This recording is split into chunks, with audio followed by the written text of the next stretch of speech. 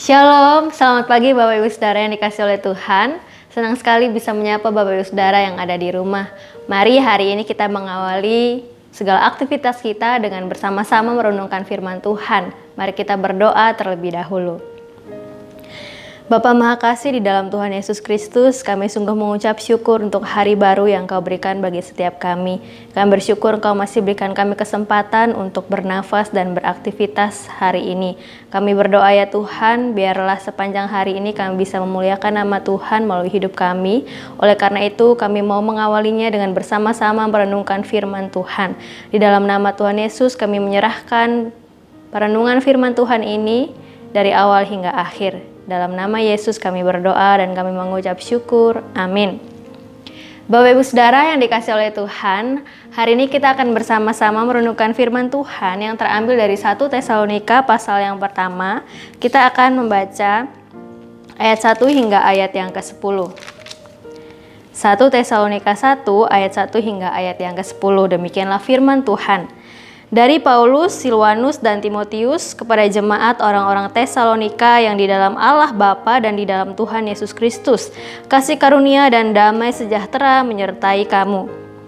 Kami selalu mengucap syukur kepada Allah karena kamu semua dan menyebut kamu dalam doa kami. Sebab kami selalu mengingat pekerjaan imanmu, usaha kasihmu, dan ketekunan pengharapanmu kepada Tuhan kita Yesus Kristus di hadapan Allah dan Bapa kita. Dan kami tahu, hai saudara-saudara yang dikasihi Allah, bahwa Ia telah memilih kamu. Sebab Injil yang kami beritakan bukan disampaikan kepada kamu dengan kata-kata saja, tetapi juga dengan kekuatan oleh Roh Kudus, dan dengan suatu kepastian yang kokoh. Memang kamu tahu bagaimana kami bekerja di antara kamu oleh karena kamu, dan kamu telah menjadi penurut kami dan penurut Tuhan. Dalam penindasan yang berat, kamu telah menerima firman itu dengan sukacita yang dikerjakan oleh Roh Kudus, sehingga kamu telah menjadi teladan untuk semua orang yang percaya di wilayah Makedonia dan Akhaya. Karena dari antara kamu firman Tuhan bergema bukan hanya di Makedonia dan Akhaya saja, tetapi di semua tempat telah tersiar kabar tentang imanmu kepada Allah, sehingga kami tidak usah mengatakan apa-apa tentang hal itu, sebab mereka sendiri bercerita tentang kami, bagaimana kami kamu sambut, dan bagaimana kamu berbalik dari berhala-berhala kepada Allah untuk melayani Allah yang hidup dan yang benar, dan untuk menantikan kedatangan anaknya dari surga yang telah dibangkitkannya dari antara orang mati, yaitu Yesus, yang menyelamatkan kita dari murka yang akan datang. Berbahagialah setiap kita yang masih memiliki kesempatan untuk membaca dan merenungkan firman Tuhan, terlebih melakukannya hari lepas hari. Bapak Ibu Saudara yang dikasih oleh Tuhan, apa yang membuat Bapak Ibu Saudara sangat mengucap syukur kepada Tuhan? Mungkin Bapak Ibu Saudara punya jawaban yang berbeda-beda. Ada yang menjawab mungkin, saya akan mengucap syukur kalau saya punya rumah baru. Atau saya akan mengucap syukur kalau keluarga hidup rukun. Atau saya akan mengucap syukur kalau punya mobil baru. Saya akan mengucap syukur kalau punya sesuatu yang baru setiap bulannya.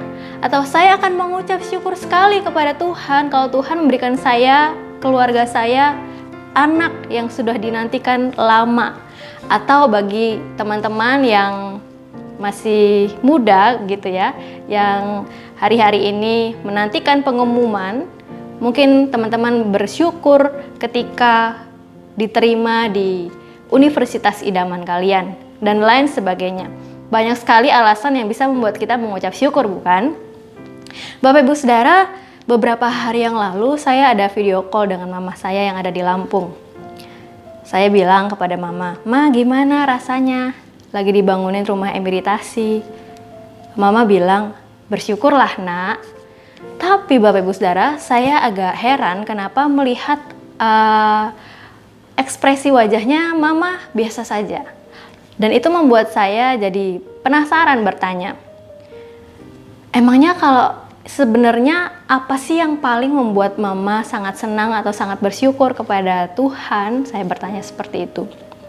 Lalu mama menjawab, yang membuat mama sangat bersyukur atau senang kepada Tuhan adalah ketika jemaat bertobat dan mengalami pendewasaan di dalam iman kepada Tuhan Yesus Kristus. Kira-kira seperti itu jawabannya, saya parafrasekan Bapak Ibu Saudara. Ketika mendengar jawaban itu, sontak saya langsung kaget gitu ya, dan berkata, jawaban Mama rohani sekali. Ya Bapak Ibu Saudara, hal materi yang sangat bisa dinikmati di dunia ini ternyata bukanlah alasan utama mama saya mengalami sukacita atau sangat senang atau sangat mengucap syukur kepada Tuhan. Bapak Ibu Saudara, apa yang membuat Bapak Ibu Saudara sangat mengucap syukur kepada Tuhan? Hal apa yang pernah membuat Bapak Ibu Saudara sangat bersyukur kepada Tuhan?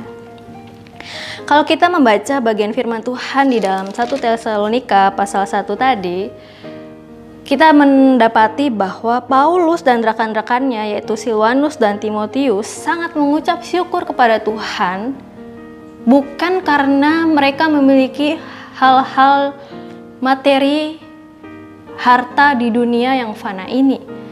Tetapi Bapak Ibu Saudara, karena jemaat Tesalonika, jemaat yang mereka layani, membuktikan kedewasaan rohani mereka di dalam Tuhan dengan menunjukkan tanda-tanda penting yang memang harus dimiliki oleh seorang pengikut Kristus, yaitu memiliki iman yang teguh di dalam Tuhan, memiliki kasih, dan hidupnya penuh dengan pengharapan. Bapak Ibu Saudara yang dikasihi oleh Tuhan, kalau kita membaca surat Tesalonika ini secara keseluruhan, maka kita bisa mendapati bahwa lebih dari setengah dari isi surat ini berisi ucapan syukur dan doa Paulus atas kedewasaan iman dari jemaat di Tesalonika ini. Jadi Bapak Ibu Saudara, kita bisa melihat bahwa memang Paulus sungguh-sungguh mengucap syukur atas itu.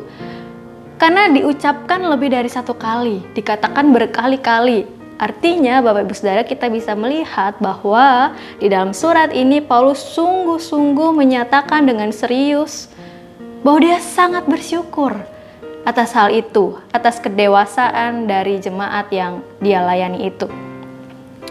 Dewasa yang seperti apa sih? Bapak Ibu Saudara, jemaat di Tesalonika ini menunjukkan kedewasaannya dalam 3 hal yang penting sebagai seorang pengikut Kristus yang sejati. Yang pertama Bapak Ibu Saudara, mereka hidup dalam iman yang teguh di dalam Tuhan. Dari mana kita bisa tahu hal itu?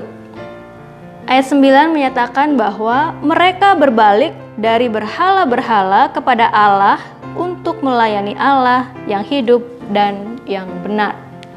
Bapak Ibu Saudara, jemaat di Tesalonika ini berbalik dari berhala kepada Allah. Ternyata Bapak Ibu Saudara, kota Tesalonika ini adalah ibu kota provinsi Roma di Makedonia bagian utara Yunani. Posisinya adalah di jalan utama antara timur dan barat Kekaisaran Romawi pada saat itu. Secara religius Bapak Ibu Saudara, kota ini berkomitmen pada kultus Kekaisaran Yunani Romawi dan kultus Mesir juga sangat kental di sana. Jadi memang ketika jemaat berani untuk meninggalkan berhala yang dulunya mereka sembah itu dan menyembah kepada Tuhan, itu sungguh membutuhkan iman yang tangguh. Tidak berhenti di situ saja Bapak Ibu Saudara. Melalui kasihnya, jemaat di Tesalonika ini juga melayani Tuhan dengan penuh kegairahan dan dengan kesungguhan. Yang kedua, mereka menunjukkan kasihnya dalam melayani Tuhan.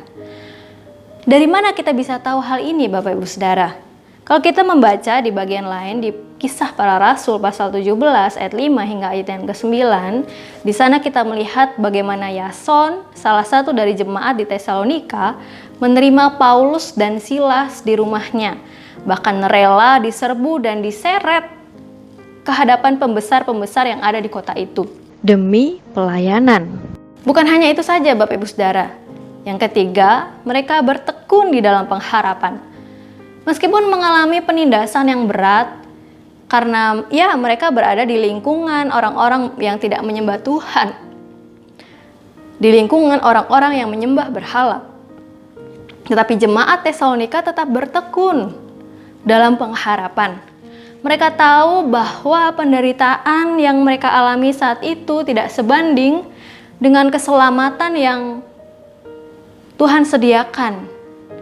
Tidak sebanding dengan keselamatan dari murka Allah yang mengerikan saat kedatangan Yesus yang kedua kalinya nanti. Bapak Ibu Saudara, kedewasaan jemaat ini menjadi teladan, bahkan dikatakan untuk semua orang percaya di wilayah Makedonia dan Akhaya. Apa sih yang membuat mereka bisa sedewasa itu di dalam Tuhan? Mungkin kita bertanya seperti itu. Mari kita membaca ayat yang ke-6. Dan kamu telah menjadi penurut kami dan penurut Tuhan dalam penindasan yang berat. Kamu telah menerima firman itu dengan sukacita yang dikerjakan oleh Roh Kudus. Bapak Ibu Saudara, di sini dikatakan bahwa mereka menerima firman itu dengan sukacita. Inilah kuncinya Bapak Ibu Saudara, menerima firman Tuhan dengan sukacita. Ya, inilah bukti betapa dahsyatnya firman Tuhan itu. Firman Tuhan sanggup mengubah dan mendewasakan setiap kita yang menerimanya dengan sukacita. Tetapi jangan lupa Bapak Ibu Saudara, itu bisa terjadi hanya jika kita mengizinkan Roh Kudus mengerjakannya di dalam hidup kita. Jadi ada peran Roh Kudus di dalamnya. Bapak Ibu Saudara, mari kita kembali pada pembahasan mengenai alasan utama Paulus mengucap syukur kepada Tuhan. Alasan utama Paulus dan rekan-rekan sekerjanya tadi mengucap syukur dan sangat mengucap syukur kepada Tuhan. Alasannya bukanlah karena mereka memiliki banyak harta duniawi, Bapak Ibu Saudara, tetapi karena melihat kedewasaan rohani dari jemaat yang mereka layani. Yang ditunjukkan di dalam 3 hal. Jemaat hidup dalam iman yang teguh kepada Tuhan. Jemaat menunjukkan kasihnya dalam melayani Tuhan. Jemaat bertekun dalam pengharapan.